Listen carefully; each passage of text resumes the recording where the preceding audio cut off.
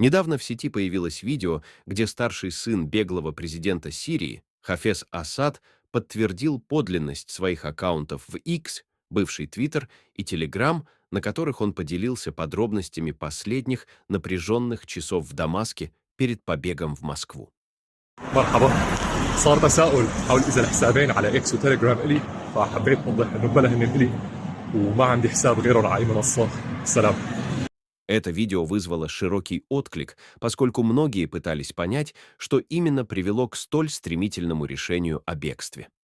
Хафез Асад заявил, что бегство не было заранее спланировано, а все случилось спонтанно на фоне 14 лет хаоса, ежедневных обстрелов и постоянной угрозы для жизни.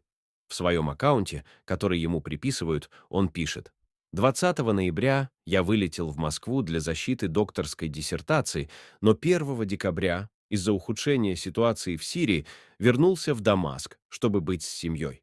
Мама осталась в Москве после перенесенной операции, а отец и брат здесь, в Дамаске. 7 декабря, когда брат сдавал экзамен, а сестра готовилась вернуться, пошли слухи о нашем побеге. Финально за несколько часов, уже после полуночи, в тот же день, в дом Хафеза прибыл представитель российской стороны, требуя перевести президента Башара Асада в Латакию из-за нарастающей угрозы в Дамаске. По его словам, угрозы в столице стали слишком высокими, а положение в стране стало катастрофическим. Столицу охватили атаки беспилотников, обстрелы с разных сторон, и связь с командованием обороны была прервана.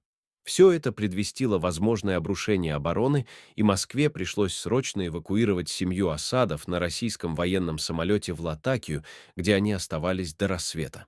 Операция по эвакуации была скрыта от общественности, чтобы не усугубить и без того напряженную обстановку.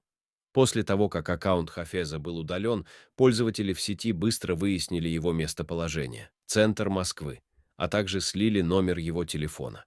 Между тем, Кремль продолжает попытки наладить отношения с новым правительством Сирии, во главе которого теперь стоит Ахмад аш-Шара. Этот шаг стал знаковым, поскольку аш-Шара, бывший глава оппозиции, является одним из тех, кто требует от России экстрадиции беглого президента Башара Асада. Он утверждает, что дальнейшая поддержка Кремлем Асадов может негативно сказаться на долгосрочных интересах России в регионе. Появилась угроза того, что Россия будет вынуждена сделать нелегкий выбор между сохранением союзничества с Асадом и улучшением отношений с новыми властями Сирии.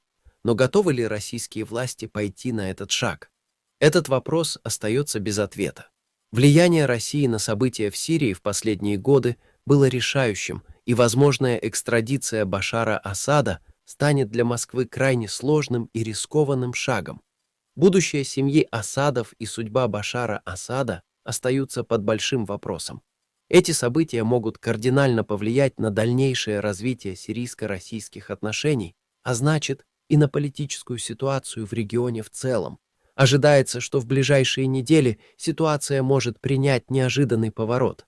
Как бы ни сложилась эта драматическая история, мировые державы будут внимательно следить за развитием событий, поскольку они могут существенно изменить расстановку сил на Ближнем Востоке и привести к непредсказуемым последствиям для политической карты региона.